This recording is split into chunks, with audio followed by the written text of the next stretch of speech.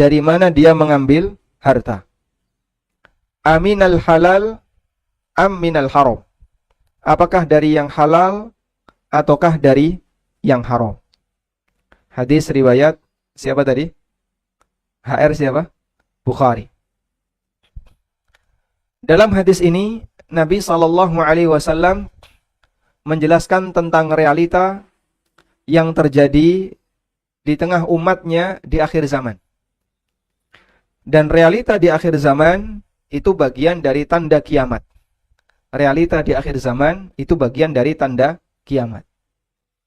Dan para ulama menyimpulkan bahwa semua tanda kiamat konotasinya negatif. Semua tanda kiamat konotasinya negatif. Kecuali beberapa hal saja. Semua tanda kiamat konotasinya negatif kecuali beberapa hal. Kita tahu munculnya Dajjal. Adanya Ya'juj dan Ma'juj. Tersebarnya perbuatan maksiat, banyak pembunuhan, banyak perbuatan zina, termasuk diantaranya adalah tersebarnya praktek riba. Kemudian terjadi banyak kebodohan di tengah masyarakat, ilmu mulai banyak diangkat, yang pintar bicara banyak tapi yang berilmu sedikit. Itu semuanya adalah bagian dari tanda kiamat dan ini konotasinya negatif. Dan secara umum tanda kiamat konotasinya negatif. Meskipun kita mengakui ada beberapa tanda kiamat yang sifatnya positif. Misalnya apa, Pak? Turunnya Nabi Isa akan terjadi di akhir zaman. Kemudian adanya Imam Mahdi yang beliau dibaiat di akhir zaman. Kemudian kaum muslimin mengalami kejayaan di mana mereka bisa berhasil mengalahkan Yahudi dan Nasrani, berhasil mengalahkan kaum yang lain di bawah kepemimpinan Imam Mahdi dan Nabi Isa alaihissalam. Namun tanda yang sifatnya positif ini hanya sebagian. Secara umum tanda itu konotasinya negatif. Kemudian tanda kiamat itu ada dua. Tanda kiamat ada dua. Yang pertama adalah tanda kiamat sugro. Tanda kiamat kecil. Apa itu tanda kiamat kecil? Tanda kiamat kecil adalah kejadian yang menunjukkan dekatnya kiamat dan dia sudah muncul sejak zaman Nabi SAW sampai hari ini dan sampai nanti. Sampai kapan itu berakhir? Wallahu a'lam. Sehingga bisa jadi kejadian itu berulang. Dulu sudah terjadi lagi sampai waktu yang Allah kehendaki. Maka tanda kiamat kecil itu sudah berada di sekitar kita, meskipun kita tidak menyadari kalau itu bagian dari tanda kiamat. Meskipun bisa jadi kita tidak menyadari kalau itu bagian dari tanda kiamat. Artinya bagi manusia itu dianggap biasa. Artinya bagi manusia itu dianggap sebagai hal yang biasa. Itulah tanda kiamat kecil. Contohnya apa, Pak? Contohnya semaraknya maksiat, semaraknya riba, dan semaraknya perbuatan yang mengarah kepada perzinaan. Kemudian juga ilmu diangkat, banyak orang bodoh. Bagi masyarakat kita ketika menjumpai seperti ini, itu hal yang biasa. Mereka tidak menganggap itu sebagai sesuatu yang luar biasa. Tanda kiamat seperti ini disebut apa tadi? Tanda kiamat sugro, tanda kiamat kecil. Yang kedua adalah tanda kiamat besar atau tanda kiamat kubro. Tanda kiamat kubro adalah kejadian luar biasa yang muncul di tengah umat manusia, yang muncul dalam kehidupan ini. Dan ketika itu muncul, menunjukkan semakin mepetnya usia bumi ini dengan ujungnya. Semakin mepet bumi ini dengan kiamat. Kapan itu terjadi? Tanda kiamat kubro itu muncul dengan munculnya Dajjal, dengan munculnya Ya'juj dan Ma'juj, turunnya Nabi Isa, termasuk juga nanti akan ada dabbah, yaitu binatang melata yang dia bisa bicara. Termasuk diantaranya adalah munculnya Imam Mahdi. Dan aneka tanda-tanda yang lain, yang ujungnya adalah matahari terbit dari barat. Kemudian Allah perintahkan kepada malaikat untuk meniupkan sangkakala. Termasuk diantaranya tanda kiamat kubro adalah munculnya api, munculnya asap. Api yang nanti akan menggiring manusia menuju mahsyar. sampai kemudian manusia dibinasakan semuanya, lalu kemudian manusia digiring oleh api itu ke padang mahsyar. Sesuai dengan apa yang dikehendaki oleh Allah Subhanahu wa taala, dan itu terjadi mepet di akhir zaman. Model seperti ini disebut dengan tanda kiamat kubro. Sehingga saat tanda kiamat kubro itu terjadi, manusia melihat sesuatu yang luar biasa. Manusia melihat kejadian yang luar biasa. Karena mereka melihat kejadian yang luar biasa, maka muncul rasa heran, kaget, aneh, karena itu kejadiannya luar biasa. Dan tanda kiamat kubro itu tidaklah muncul kecuali di akhir zaman. Baik. Terkait posisi tanda kiamat yang dibagi seperti ini, ada kubro, ada sugro, di mana yang sugro itu sudah terjadi sejak masa silam, dan kita mengalaminya, sementara kita tidak menyadari kalau itu bagian dari dekatnya kiamat, karena Allah Subhanahu wa taala datangkan itu sebagai pertanda bahwasanya usia bumi ini sebentar lagi akan selesai. Bahkan termasuk di antara bagian dari tanda kiamat adalah diutusnya Nabi Muhammad sallallahu alaihi wasallam dan bulan terbelah.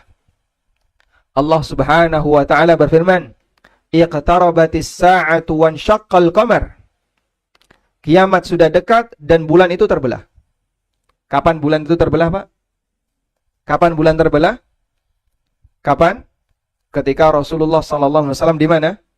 Di Makkah. Pada waktu orang-orang musyrikin minta kepada Nabi sallallahu alaihi wasallam bukti kalau beliau adalah seorang nabi, Nabi sallallahu alaihi wasallam kemudian membelah bulan. Lalu beliau mengatakan, "Unduru, coba kamu lihat ini." Sehingga itu bagian dari tanda kiamat, dan Allah nyatakan, "Iqtarabatis sa'atu wansyaqqal qamar." Kiamat sudah dekat dan bulan terbelah. Itu keberadaan tanda kiamat sughra. Sehingga diutusnya Nabi sallallahu alaihi wasallam, bulan terbelah itu bagian dari tanda kiamat sughra. Baik. Nah, sekarang dengan hadis yang tadi kita baca, apa hubungannya? Hadis yang tadi kita baca, di mana Rasulullah SAW menyebut akan datang satu zaman di tengah umat manusia yang mana mereka sudah tidak kenal lagi dalam mengambil harta, apakah dari yang halal ataukah dari yang haram. Kira-kira menurut Anda ini tanda kiamat sughra atau kubra? Sughra. Ini masuk tanda kiamat sughra. Masuk tanda kiamat yang kecil. Karena dia sughra, kejadian itu sudah terjadi, bisa jadi kita mengalaminya, sementara kita tidak sadar. Sementara kita barangkali tidak merasa kalau itu adalah sesuatu yang luar biasa. Karena itu, tadi kita kasih muqaddimah pembagian tanda kiamat jadi kubra dan sughra untuk memberikan pemahaman. Bahwa kejadian ini bisa jadi merupakan tanda kiamat kubra, tanda kiamat sughra yang sudah terjadi di sekitar kita, meskipun bisa jadi kita tidak menyadarinya. Baik, maka keberadaan kondisi di tengah masyarakat, di mana ya masyarakat sudah tidak lagi berpikir tentang masalah halal haram, saat dia mengambil harta, bagi dia halal sama saja dengan yang haram, itu bagian dari tanda kiamat sughra yang sudah terjadi di alam ini, dan kita menyatakan itu hal yang biasa. Sudah. Karena itu, apa yang disabdakan Nabi SAW, apa yang disabdakan oleh Rasulullah SAW, akan datang satu zaman di tengah umat manusia. Mereka tidak lagi peduli dari mana mereka mengambil harta, bisa jadi zaman itu sedang kita alami. Bisa jadi zaman itu sedang kita alami. Sehingga kalau Anda bisa lihat realita di lapangan, di mana dalam masalah halal haram, orang sudah tidak lagi peduli, yang penting dompetnya terisi, perutnya kenyang, dia bisa tidur nyenyak, itu hal yang bagian dari tanda kiamat, dan itu bisa jadi saat ini sedang kita alami. Baik. Apa yang menyebabkan manusia berbuat demikian? Sehingga dia begitu melihat sesuatu yang haram, dia mengambilnya, dan tidak ada perasaan berdosa. Tidak ada perasaan berdosa itu, maksudnya dia tahu kalau itu salah, tapi karena saking seringnya, menjadi hal yang biasa. Sebab sebuah kesalahan, ketika itu dilakukan terlalu sering, maka akan menjadi apa? Hal yang biasa. Akhirnya dia tidak merasa bersalah, karena itu dianggap sebagai hal yang biasa. Baik. Rasulullah Sallallahu Alaihi Wasallam menyebutkan, salah satu di antara penyebab kenapa manusia itu gampang mengambil yang haram adalah karena manusia punya penyakit yang disebut dengan penyakit istibta'. Diulang. Penyakit apa? Penyakit? Gimana tadi lafadznya? Penyakit apa? Istibta'. Apa itu penyakit istibta'? Apa yang dimaksud dengan penyakit istibta'? Ada nggak di antara karyawan TBK yang punya penyakit istibta'? Nanti bisa dicek ya. Rasulullah Sallallahu Alaihi Wasallam bersabda, Inna ruhal kudus nafatha fi raw'i. Sesungguhnya Ruh Kudus membisikkan dalam batinku. Innahu lan tamuta nafsun hatta tastawfiya rizqaha. Tidak ada satupun jiwa yang mati kecuali dia telah menghabiskan jatah rizkinya. Tidak ada jiwa yang mati kecuali dia telah menghabiskan jatah rizkinya. Sehingga siapapun yang mati, pasti jatah rizkinya telah dia habiskan. Dan siapapun yang hidup, berarti masih ada jatah rizki yang belum dia habiskan. Ada sebuah cerita, ada seseorang yang lewat di sebuah jalan, tiba-tiba orang ini masuk ke dalam sumur. Dia terperosok masuk ke dalam sumur. Dia teriak minta tolong. Akhirnya warga di sekitar pada berkumpul dan menolongnya. Diselamatkan, orang ini masih selamat. Masih hidup. Lalu dia dikasih minum. Selesai minum, dia mulai merasa tenang. Kemudian ada orang yang menyuruh orang ini cerita. Tadi itu ceritanya gimana? Kok bisa kamu itu terperosok ke dalam sumur? Ceritanya gimana? Kemudian dia langsung berdiri. Ceritanya itu kayak gini loh. Saya tadi itu lewat sini, terus saya melipir sini, langsung masuk ke dalam sumur, melebu, nyemplung sumur. Yang kedua, mati Pak dia. Dia waktu cerita, dia peragakan, dia berdiri. Tadi ceritanya kayak gini, saya mepet-mepet ini, terus masuk ke dalam sumur, masuk beneran. Nyemplung, mati. Nyemplung yang kedua dia mati. Maka para ulama memberikan kesimpulan. Ada satu jatah rizki dia, yaitu segelas air yang belum Allah serahkan kepadanya ketika orang ini masuk ke dalam sumur, nyemplung sumur yang pertama.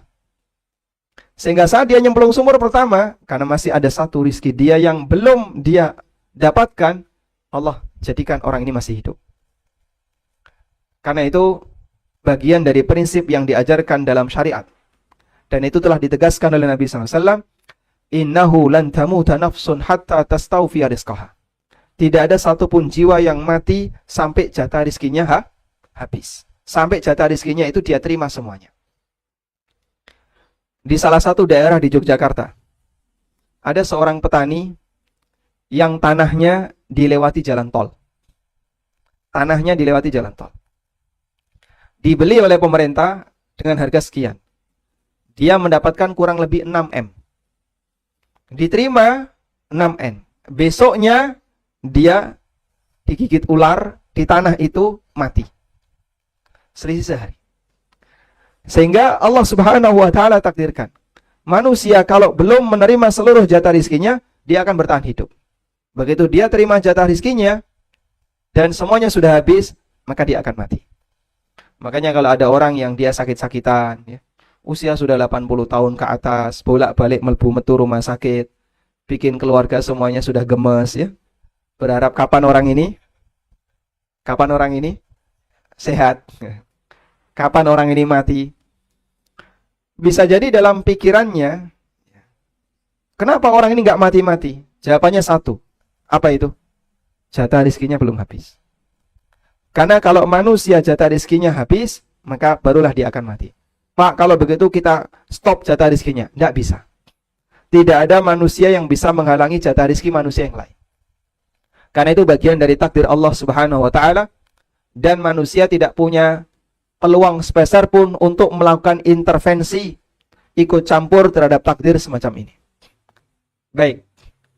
Lalu Nabi SAW mengatakan, fala tastabti'u anha.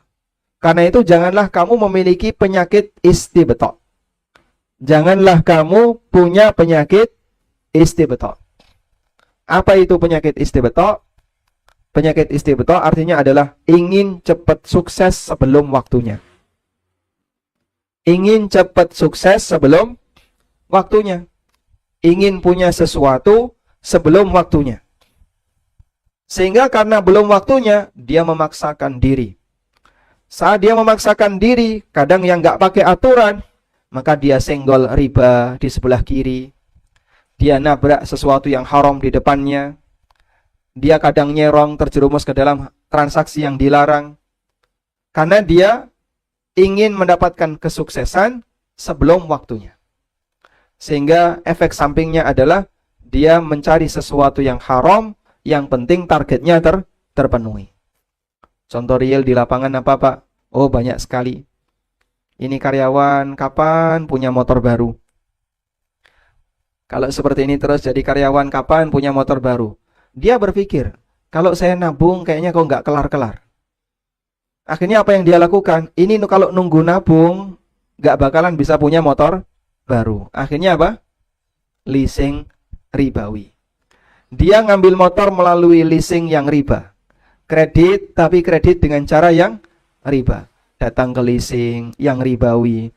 Lalu dia ngambil kendaraan di situ, nanti nyicil dengan bunga tertentu. Dia berani untuk melakukan sesuatu yang dilarang. Melakukan transaksi riba dengan cara yang haram karena dia merasa ingin mendapatkan sesuatu padahal belum waktunya. Yang di depan ini ada kayak gitu? Nggak ada ya? Yang di belakang ada? Di sini nggak ada kan? Di luar barangkali ada ya. Karena di sini orangnya sedang kajian. Masya Allah. Ada juga orang yang berpikir, kapan ya saya bisa punya mobil? Dia berpikir, kapan punya mobil? Kapan punya mobil? Dihitung. Pendapatan bulanan, gajinya sekian. Ya. Nanti tambah makan siang bakso, dibungkus, bawa pulang, dijual. Masya Allah. Ya.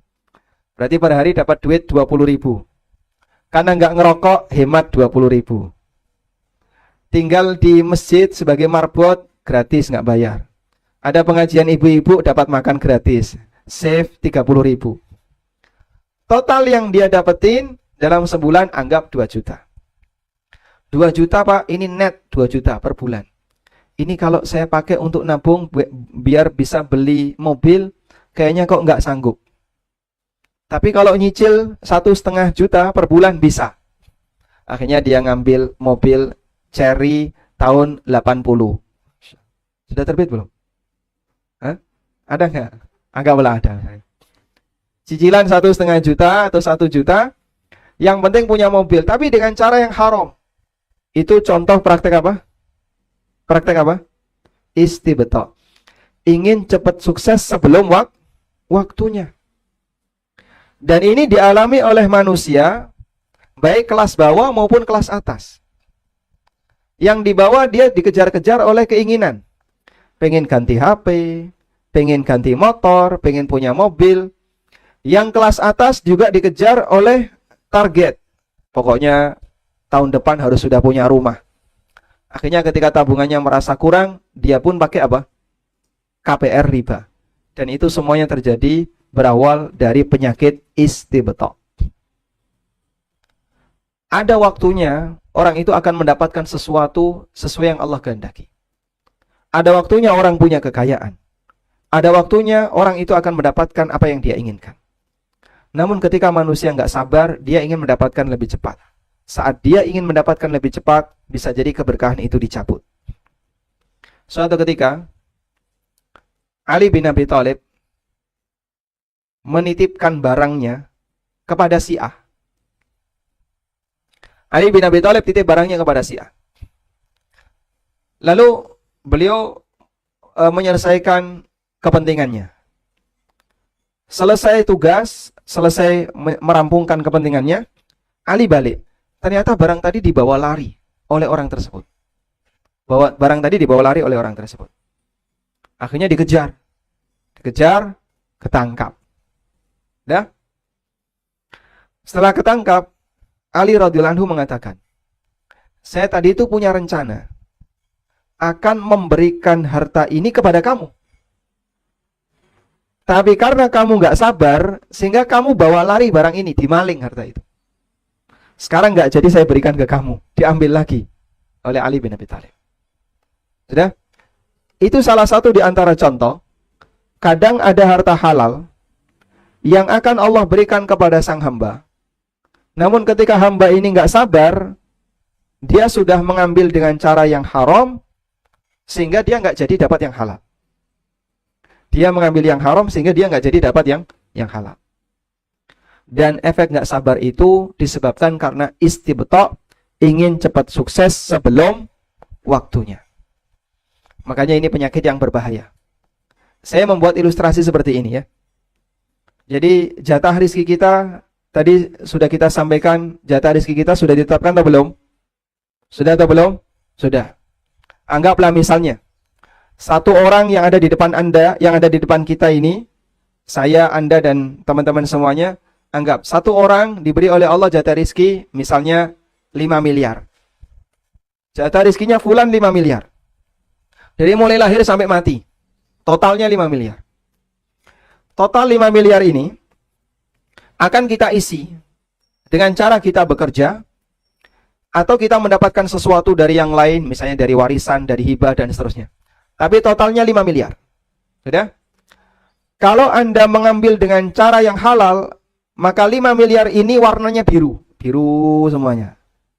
Totalnya 5 miliar. Baik. Namun ketika sesekali kita mengambil yang haram, biru, merah, biru, merah, biru, merah.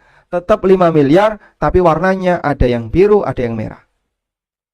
Dipahami maksudnya? Sehingga akan tetap terisi total sebanyak 5M misalnya. Namun dari mana asalnya tergantung bagaimana perjuangan Anda ketika mendapatkannya. Kalau Anda mendapatkannya dengan cara yang haram, nanti banyak merahnya, merah. Yang birunya sedikit, cuman garis-garis saja. Tapi kalau dominan halal, halal, biru, merahnya ada, tapi garis-garis saja. Itulah gambaran ketika harta seorang hamba, jatah rizkinya sudah ditetapkan oleh Allah. Namun pada saat dia mengupayakannya, kadang ada yang halal, kadang ada yang haram. Tinggal selanjutnya sejauh mana Anda punya kekuatan untuk bersabar. Sejauh mana kita punya kekuatan untuk bersabar. Apalagi di akhir zaman, di mana Rasulullah Sallallahu Alaihi Wasallam menyebutkan bahwa ujian di akhir zaman itu semakin berat atau semakin ringan? Semakin berat atau semakin ringan? Kenapa semakin berat?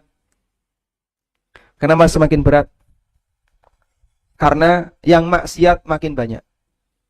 Dan kalau lingkungan itu semakin banyak yang maksiat, bisa mempengaruhi batin manusia.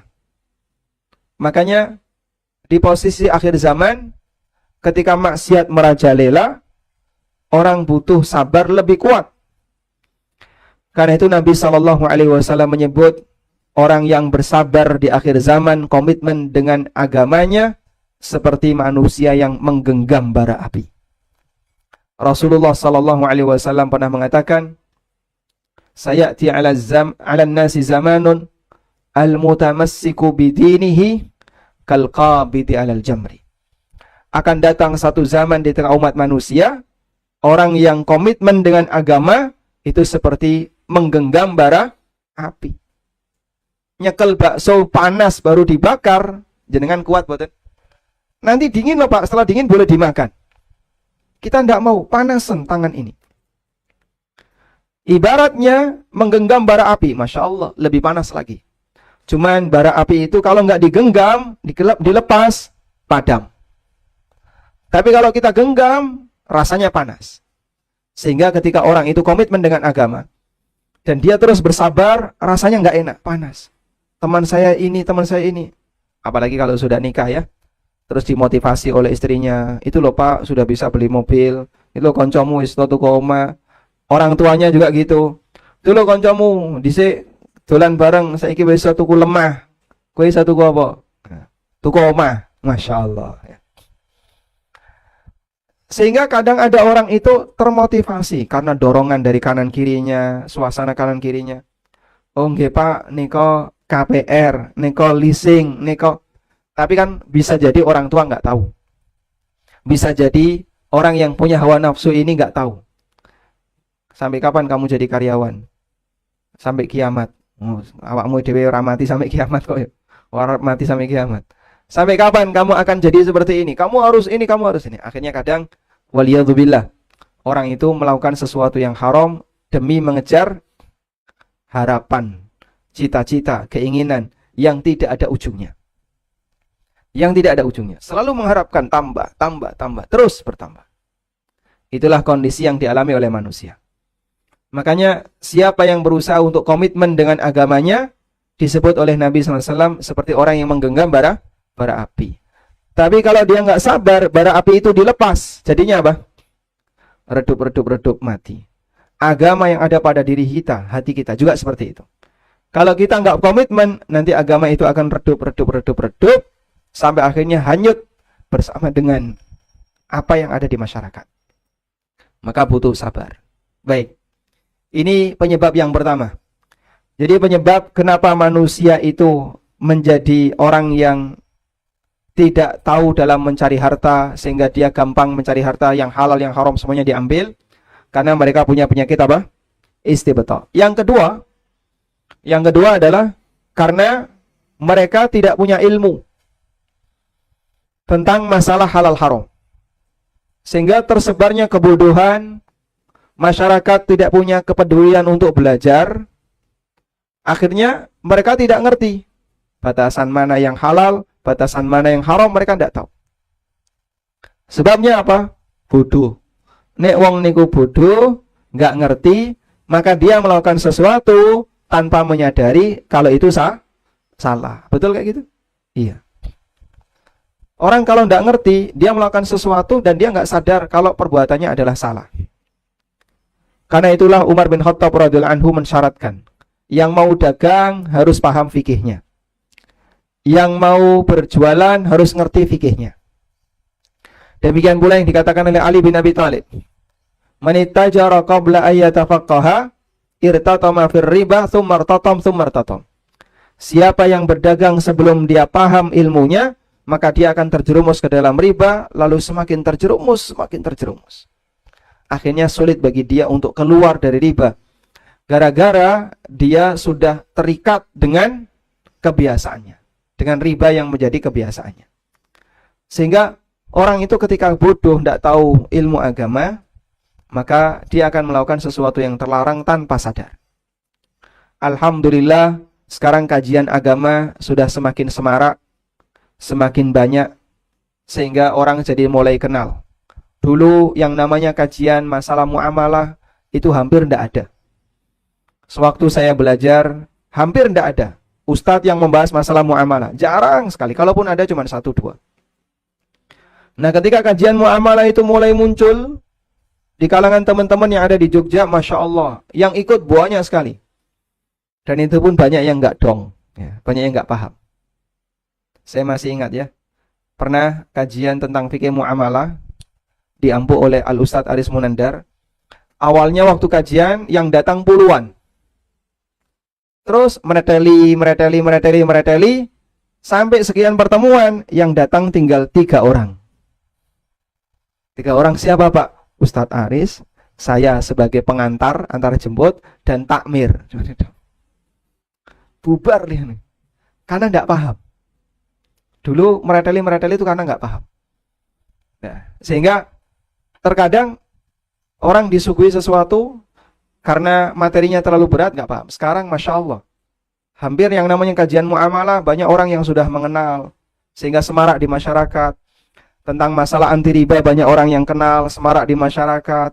Tentang masalah tukar tambah emas, orang ngerti ya, bagaimana aturan yang benar. Karena nggak boleh waton, nggak boleh asal. Saya punya emas 10 gram, cincin 10 gram. Ditukar dengan cincin baru 10 gram. Cincin 10 gram lama dibeli tahun 2000, ditukar dengan cincin baru 10 gram dibeli tahun 2020. Tombok 200.000. Ini termasuk riba fadl yang hukumnya tidak boleh.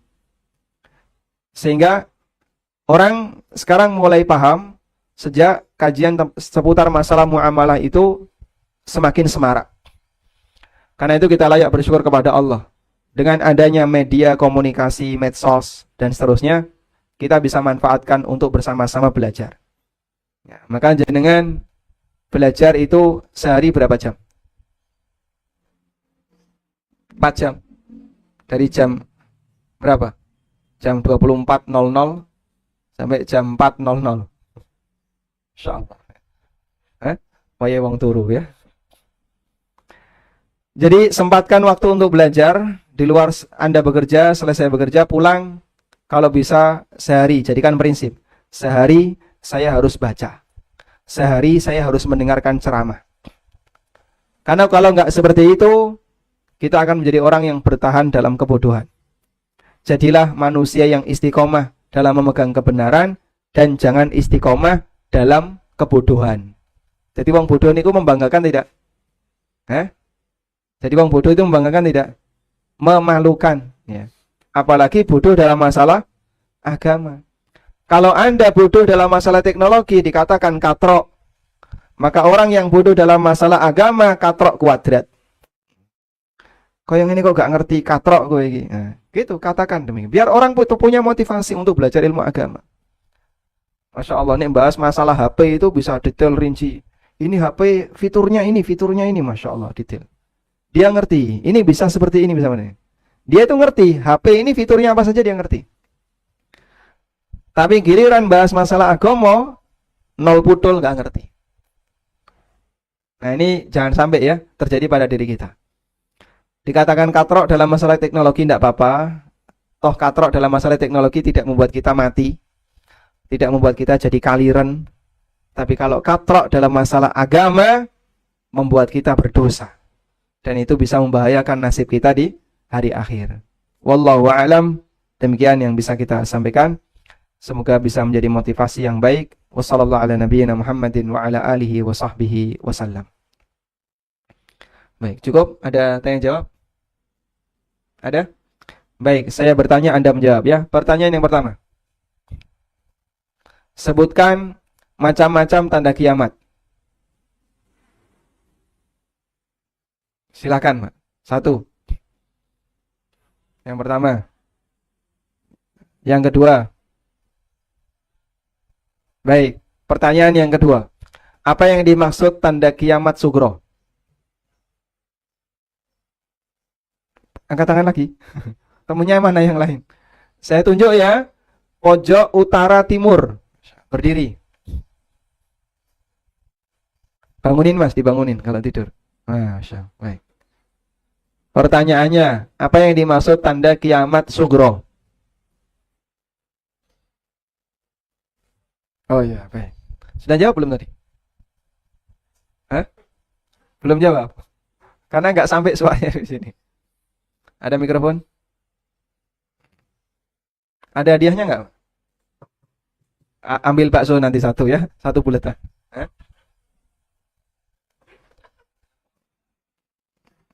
Tanda kiamat sugro adalah tanda kiamat yang kecil. Maksudnya? Itu terjemahannya. Yang dimaksud tanda kiamat kecil adalah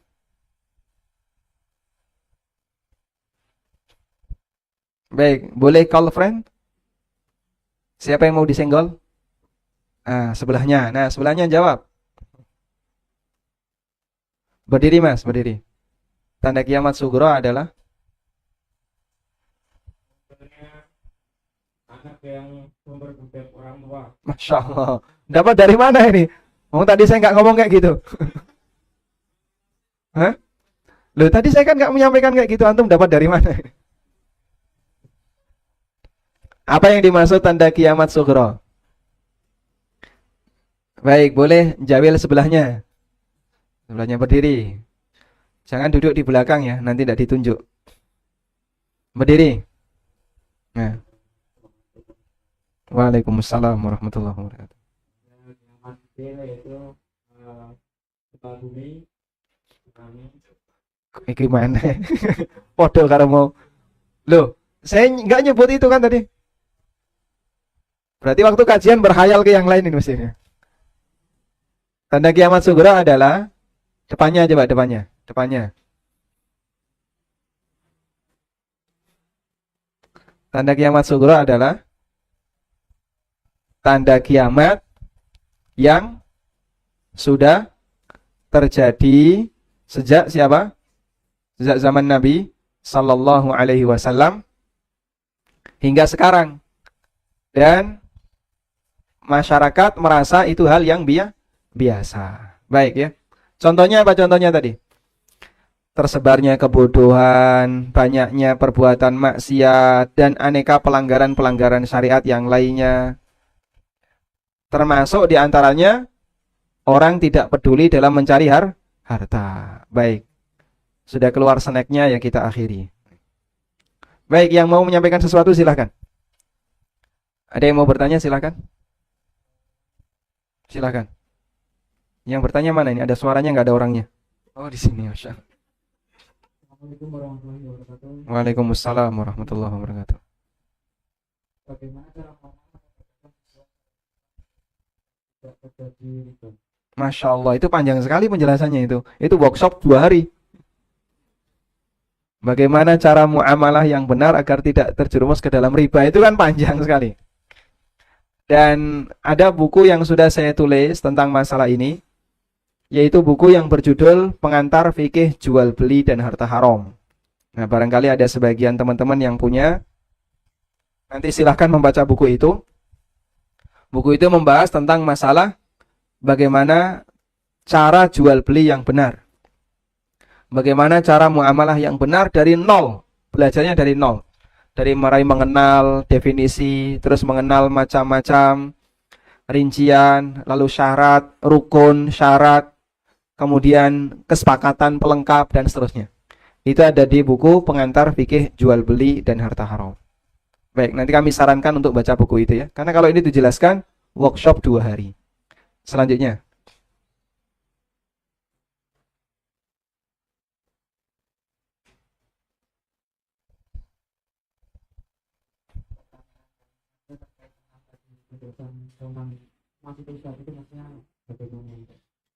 Baik, penjelasan tentang emas itu maksudnya bagaimana? Jadi, aturan dalam jual beli emas itu tidak boleh diperdagangkan kecuali secara tunai. Ya, dicatat ini ya. Catat ya. Emas tidak boleh diperjualbelikan kecuali secara tunai. Sehingga tidak boleh jual beli emas secara kredit dan tidak boleh jual beli emas dengan cara online. Maka beli emas online hukumnya apa? Riba nasi'ah, hukumnya dilarang. Sudah? Karena itu dalam transaksi emas orang wajib melakukannya secara tunai.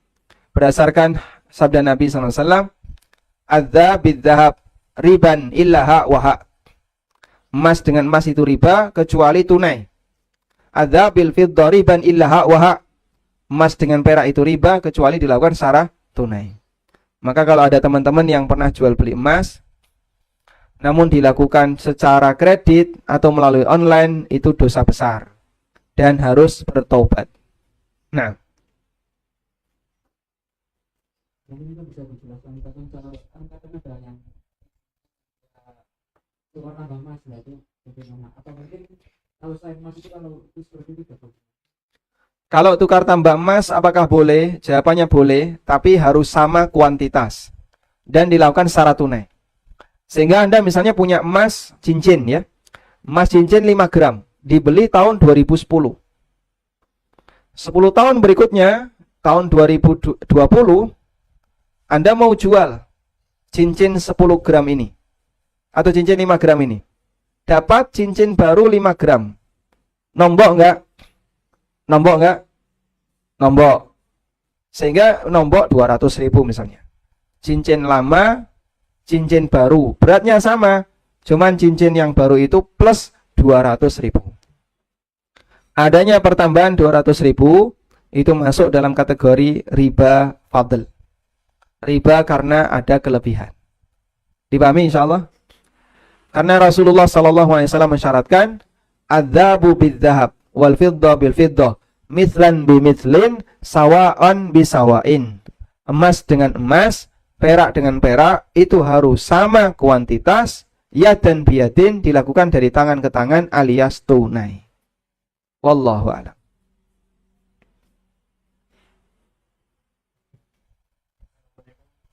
Waalaikumsalam warahmatullahi. Kalau misalkan kita dalam jual beli itu manjer atau nebas, jadi misalkan saya mau membeli 1 hektar pohon padi, Hmm.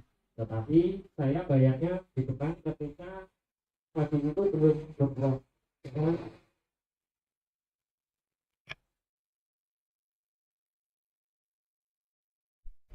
Bayarnya di depan ketika padi itu belum berbuah. Padi berbuah apa? Setengah matang terus seijo nggih. Selanjutnya, apa hukumnya gitu aja ya? Nebas pari itu boleh atau tidak? Di sini ada yang nebas pari. Jenengan nebas pari? Oh, kadang nebas pari, masya Allah ya. Hati-hati ya, beli aja pari aja ditebas. Ini karyawan kalau macam-macam bisa ditebas. Masya Allah. Baik. Bagaimana hukumnya nebas pari dan yang lainnya? Nebas rambutan, biasanya pelem, duren, pete, rambutan itu sistem tebas. Pari juga sama ya. Degan sama juga ya. Ini boleh atau tidak? Jadi untuk nebas-nebas seperti ini ada 2 keadaan.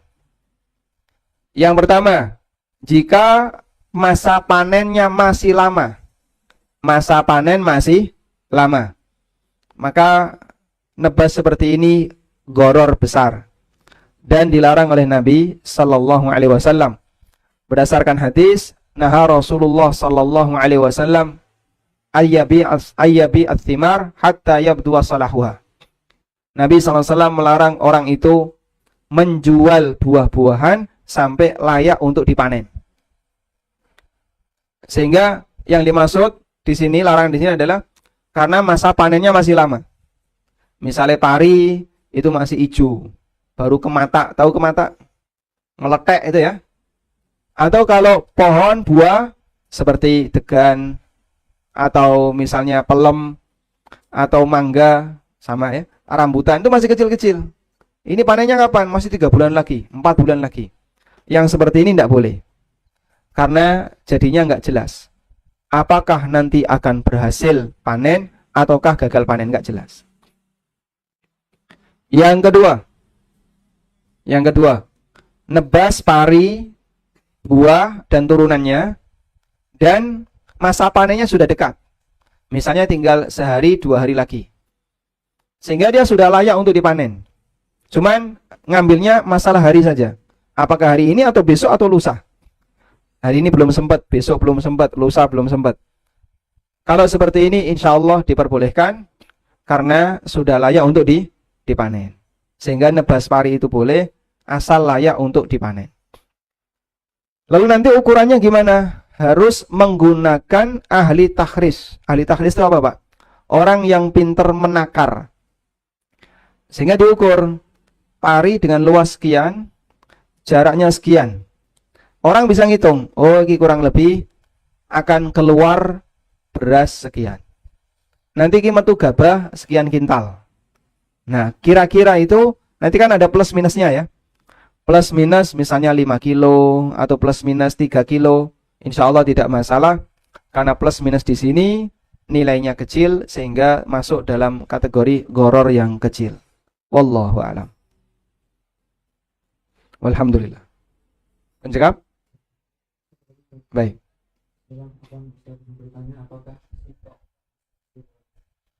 Apakah istibto termasuk istidraj? Beda ya. Istidraj itu dilulu. Ada orang yang tenggelam dalam kemaksiatan. Tenggelam dalam kemaksiatan tapi uripe kepenak. Transaksi riba lancar. Arep mendem sukses. Ngelakoni maksiat bebas. Nggak ada yang ditakuti. Saat dia dalam kondisi terbuai dengan maksiat, hidupnya itu nyaman, karirnya sukses. Masya Allah, ini karir politiknya kok cepet banget. Habis dari ini muncak, langsung memuncak gitu ya. Karirnya cepet, karir bisnisnya, karir ini cepet. Padahal dia sedang berbuat maksiat.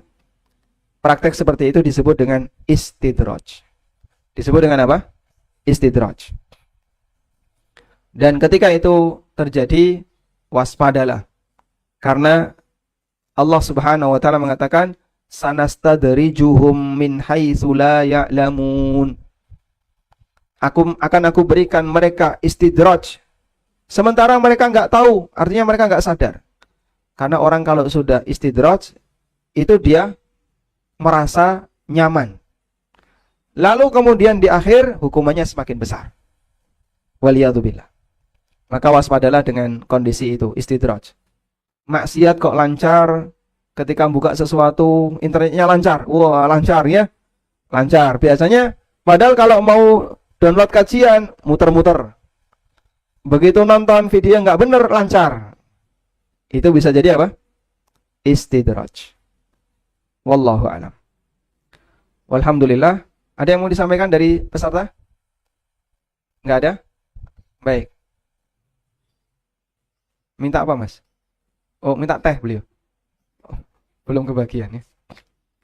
Baik, demikian yang bisa kita sampaikan. Semoga menjadi kajian yang bermanfaat. Dan kami ingatkan, ini adalah waktu untuk banyak beribadah, terutama berzikir. Antum, jenengan semuanya, silahkan sambil beraktivitas dengan berzikir ya. Beraktivitas sambil apa? Berzikir. Membaca takbiran, Allahu Akbar, Allahu Akbar, La ilaha illallah, Allahu Akbar, Allahu Akbar, walillahil hamd. Atau baca zikir yang lain, subhanallah wa bihamdi, subhanallah wa bihamdi. Atau baca zikir tasbih, tahmid, alhamdulillah, alhamdulillah. Silakan perbanyak berzikir sambil beraktivitas. Karena ini termasuk di antara waktu di mana kita dianjurkan dan diperintahkan untuk memperbanyak berzikir. Wallahu a'lam wa sallallahu ala nabiyyina Muhammadin wa ala alihi wa sahbihi wa sallam. Wa akhiru da'wana alhamdulillahi rabbil alamin. Subhanakallahumma wa bihamdika asyhadu an la ilaha illa anta astaghfiruka wa atubu ilaik. Wassalamu alaikum warahmatullahi